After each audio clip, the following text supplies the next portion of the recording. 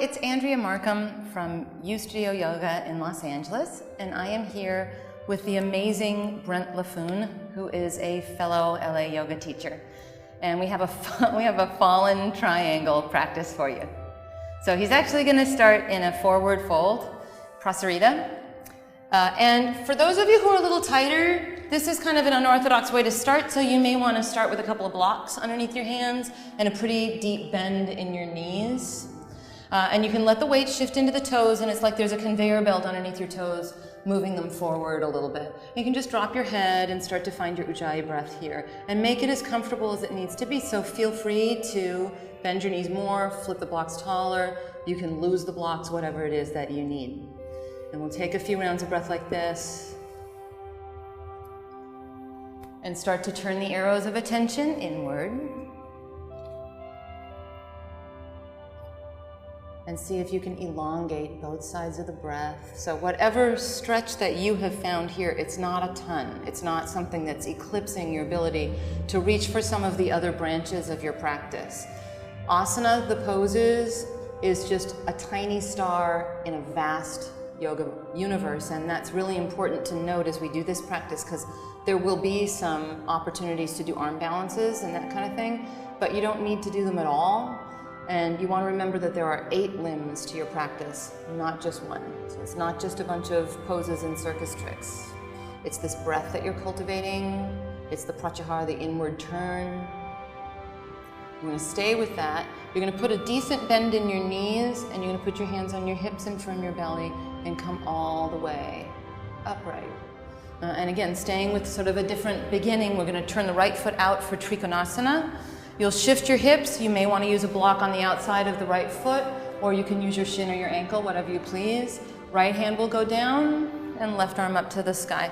And be a little conscious of your lower back as you start this way. If you need a little bit more of a bend to the front knee than you usually do, respect that. If you need the support of your hand a little higher up your leg than usual, or using that block a little bit more than you usually do, feel free to find that. And we'll take a few rounds of breath here, and you just want to feel the elegance of the shoulders dropping to the waist. Gorgeous. You'll feel the ribs soften in, so any tendency to drop this into the lower back goes away. Excellent. We'll hang out here, continuing to kind of settle into our pranayama. Feel the pratyahara, the inward turn. Dharana, concentration. Dhyana, meditation, and even samadhi, allowing this practice to be more than calisthenics on your mat, to connect to something a little more universal, both about yourself and in a larger sense. Excellent. And he's just going to look down, and you're going to turn this into Ardha Chandrasana. And again, we're using this as a warm-up, which is not always the case. For the Iyengar people, more so.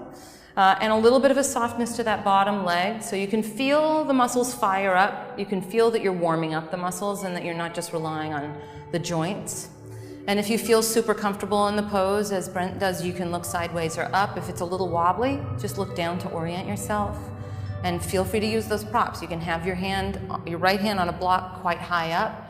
And if it's confusing, you can have your left hand on your hip to really feel the stacking of the hips. So definitely take a second to customize. Let it feel like it can become the movement meditation that it wants to be.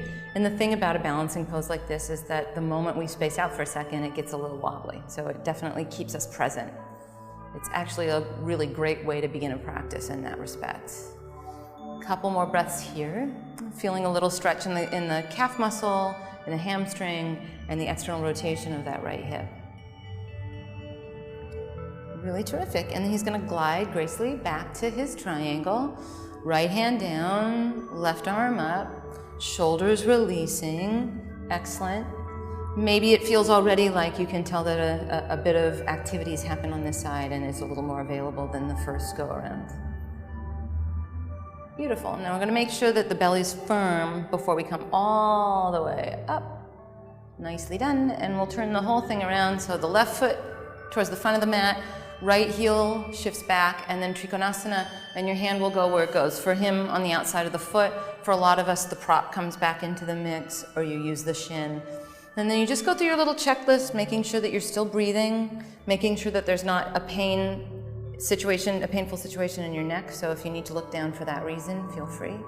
a little softness to the ribs, a pretty delicious stretch through the intercostals, but nothing that feels so exotic that it doesn't make sense for as warm as you may or may not be right now.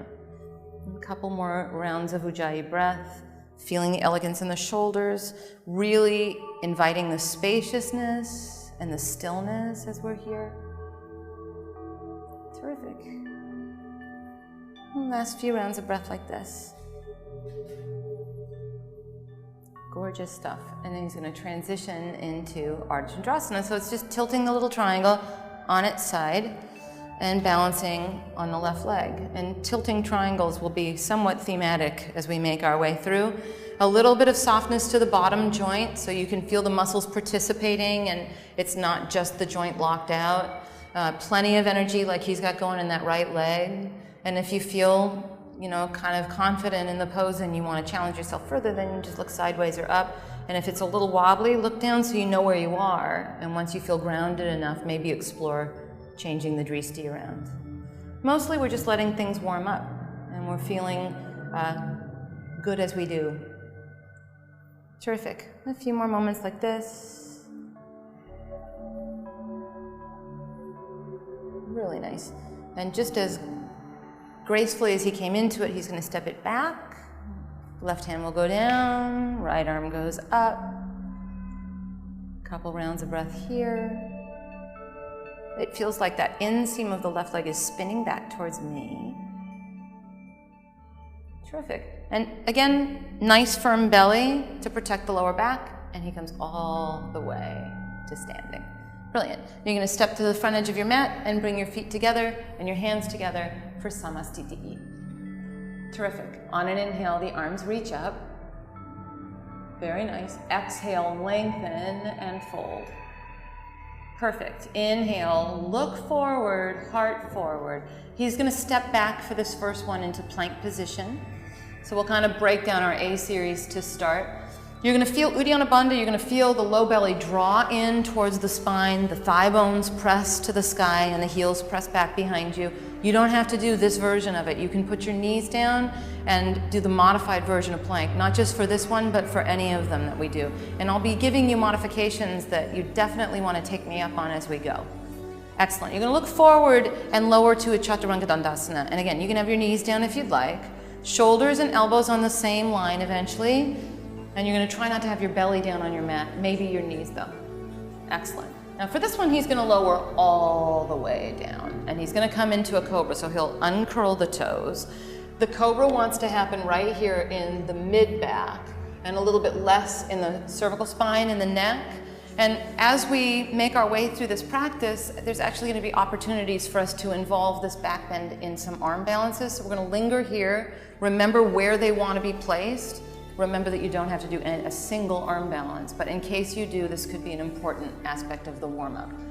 If you want to make it up dog, you'll just slide the hands a little bit further back, take the knees and thighs off the ground, and it will just be your hands and the tops of your feet.